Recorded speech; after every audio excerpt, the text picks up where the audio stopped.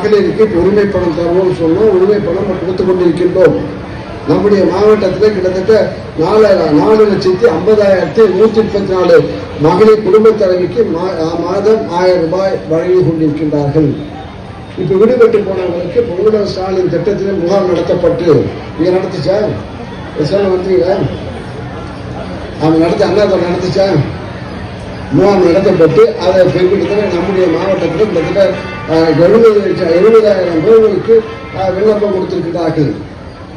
அடுத்த மாசம் இந்த மாசம் 12ஆம் தேதி விடுபட்டு போனவர்களுக்கு இப்ப கண்டறிந்து பெட்டிஷனை ஆய்வு செய்து அவர்களுக்கும் கிட்டத்தட்ட 20 வருஷத்துக்கு மேல் வரும் என்று சொல்லுகிறார்கள். வருகின்ற 12ஆம் தேதி அவர் துவக்கி வைக்கிறார். 2வது கட்டமாக அந்த மகளிர் உரிமை தொகை வழங்குகின்ற திட்டத்தை 17ஆம் தேதி சென்னையிலே துவங்குகிறார் முதலமைச்சர்கள். சென்னையில நம்முடைய அப்ளிகேஷன் கொடுத்தாங்கன்னா செல்போனை பார்த்துது 12ஆம் தேதி பட்டன் தட்டினா வருதா இல்லையான்னு பாருங்க. வரும் 12ஆம் தேதிக்கு பட்டனை தட்டா அப்போ செல்போனை ஆன் பண்ண வரும்.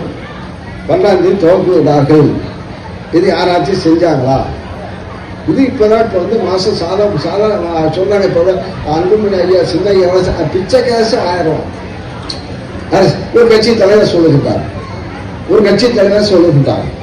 பிச்சை காசு 1000 ரூபாய். அந்த 1000 ரூபாய்க்கு எவ்வளவு கஷ்டப்படுறான் அவங்களுதான் தெரியும். மற்றவங்க கஷ்டம் உழைக்கின்ற வர்க்கத்துக்கு தான் தெரியும்.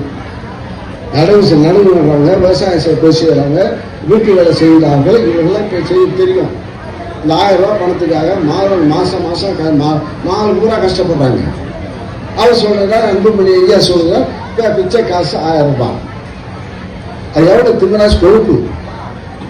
அந்த காசுக்காக தான் இப்ப 2 பேரும் அப்பா அம்மாவும் போட்டு போட்டுட்டு இருக்காங்க.